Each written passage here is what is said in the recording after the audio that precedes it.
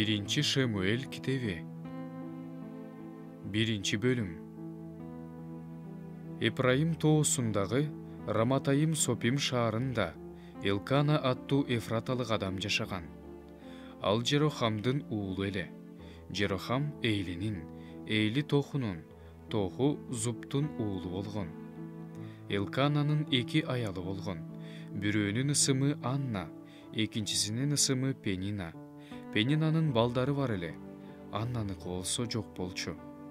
Ал киши Себойот теңирге табынып, курмандык чалуу үчүн өз шаарынан жыл сайын Шилого барчу.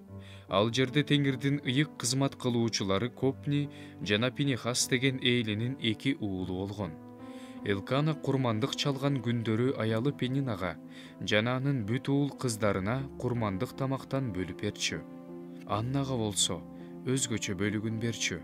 Анткени Теңир ага бала бербегенине карабай аны сүйчү. Теңир Аннага бала бербегени үчүн күндөшү аны дайыма капа кылып, анын аалыганга түрчү. Ал жыл сайын Теңирдин үйүнө барганда ушундай болчу. Пенина Аннаны ыза кылчу, ал ыйлап тамак жечү эмес. Ошондо күйөөсү Элкана ага: "Анна, эмнеге ыйлайсың?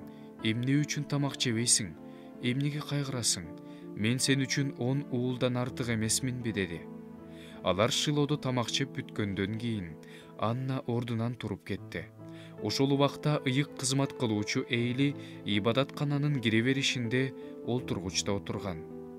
Аял кайгырып, көзүнүн жашын көл кылып ыйлап Теңирге сыйынды. Анан мындай деп убада берди: "Себойот Теңир, эгер сен өз күңүңдүн кайгысына назарыңды салсаң, мени эсиңе алып, өз күңүңдү унутпасаң, күңүңө эркек бала берсең, анда мен аны өмүр өткөнчө сага берем, башына устара тийбейт." Ал Теңирдин алдында көпкө сыйынды. Ошол убакта Эйли анын оозун карап турду. Анна ичинен сүйлөп жаткан. Анын эриндери гана кыймылдап, үнү чыкпагандыктан Эйли аны мас деп ойлоду. Эйли ага: "Масың качан тарайт? Соолук" деди. Анна мындай деп жооп берди: "Жок мырзам, мен кайгыга малынган аялмын. Шарап да, ичкилик да ичкен жокмун. Теңирдин алдында жүрөгүмдөгүнү төгүп жатам. Күңүңдү начар аял деп ойлобо, себеби кайгы капам оор болгондуктан ушуга чейин сүйлөп жаттым." Ошондо Эйли: "Тынчтык менен бар, Ысрайылдын Кудайы сураганыңды берсин" деди.